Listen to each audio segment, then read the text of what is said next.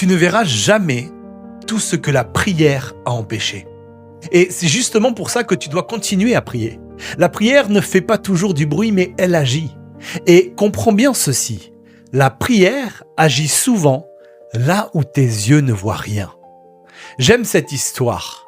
Un jour, une armée entière encercle la ville où se trouve le prophète Élisée. Alors son serviteur sort, regarde et panique. Il voit les chevaux, il voit les chars, il voit l'encerclement. Alors il va voir le danger.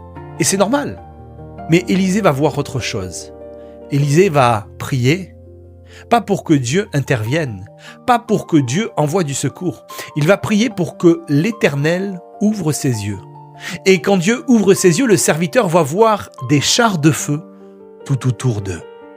Comprends bien ceci. La protection était déjà là avant même que la prière soit faite.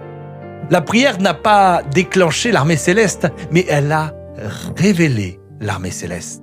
Et c'est ça la puissance.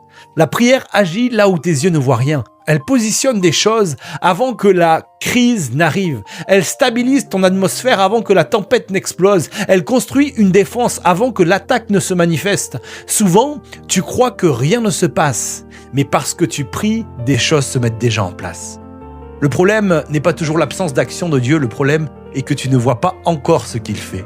La peur se nourrit de ce que tu vois, mais la foi se nourrit de ce que Dieu prépare dans l'invisible. Et peut-être qu'aujourd'hui, tu vois la pression, la menace, les impossibilités qui sont là. Mais ce que tu ne vois pas est souvent bien plus puissant que ce que tu vois. La prière ne fait pas toujours descendre le ciel, mais elle va t'aligner avec le ciel qui est déjà positionné. Alors, continue de prier. Parce que pendant que tu regardes le danger, Dieu est en train de t'entourer.